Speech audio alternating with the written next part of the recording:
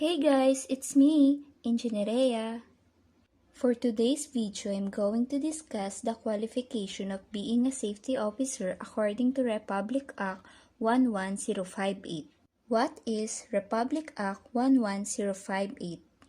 Republic Act 11058 is an act strengthening compliance with occupational safety and health standards. According to Republic Act 11058, there should be a safety and health program wherein safety officer should be included in our organization. According to Section 14 in Republic Act 11058, safety officer or safety officers of all workplace must possess the necessary training and experience requirement according to its category as contained herein. The respective qualification of safety officer are as follows. When we say category, it is according to ranking. What are the categories for safety officer? So we have SO1 stands for Safety Officer 1, SO2 Safety Officer 2, SO3 Safety Officer 3, and the last is SO4 Safety Officer 4. There are certain requirements to become SO1, SO2, SO3, and SO4, and these are the qualifications of each safety officer. For Safety Officer 1, a person or employee should have 8 hours of occupational orientation and 2 hours of trainer's training.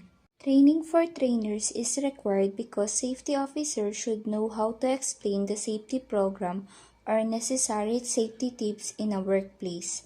He or she is responsible to call out a work job that could be unsafe.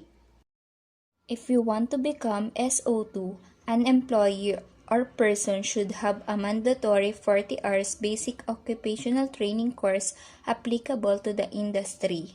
I am saying applicable to the industry because there is a certain mandatory 40 hours for construction, and that is COSH, Construction Occupational Safety and Health, and for 40 hours training for general industry, that is BOSH, Basic Occupational Safety and Health. If you have BOSH or COSH training, you are now classified as a safety officer too. The progress to become SO3, you should have the qualification of SO2, like a mandatory 40 hours basic occupational safety and health training course applicable to the industry. And another qualification for SO3 is additional 48 hours of advanced or specialized occupational safety and health training course relevant to the industry.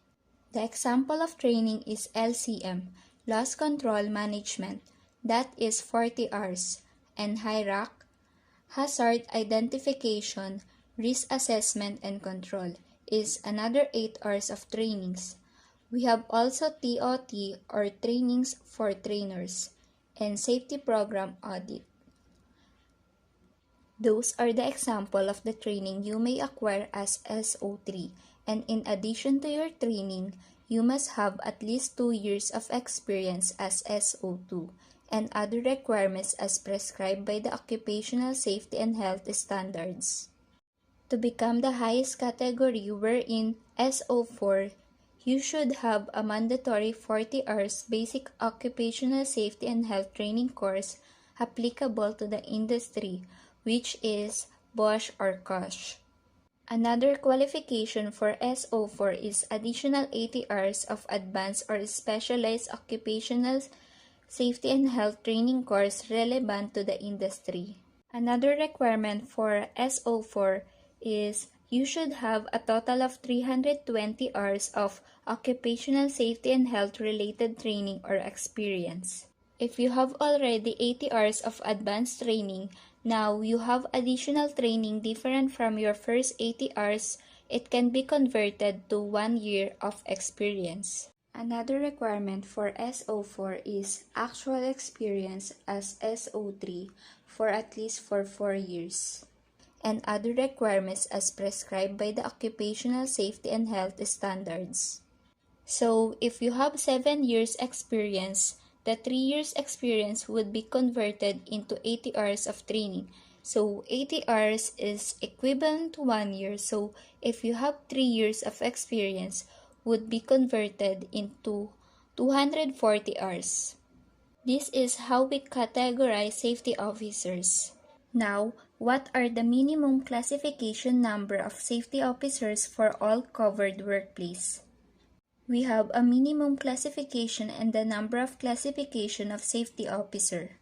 For the company with a maximum number 9 personnel, one safety officer for low and medium risk, and that is safety officer 1. If your company is in high risk, one safety officer 2 is required. For 10 to 15 workers, for low risk, 1 SO2, but if you are in the medium risk, you need 1 SO2, and if you're in the high risk, you need 1 SO3. So on and so forth. Let's jump to 750 to 1,000 workers. For 750 to 1,000 workers or employee, there should be 2 safety officer 3 for low and medium risk, while 1 safety officer 2 and 2 safety officer 3 for high risk. Now, in addition to 1,000, every additional 250 or fraction thereof, additional 1 safety officer 3 or safety officer 4 for high risk.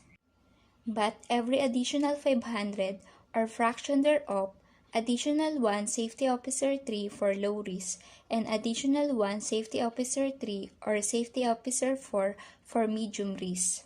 That's all about the qualification and classification of safety officers. I hope you guys learned something new about this video. If you have any question about this video, just comment down below and I'll try my best to answer it. And stay tuned for more upcoming videos. Thank you for watching it. Bye!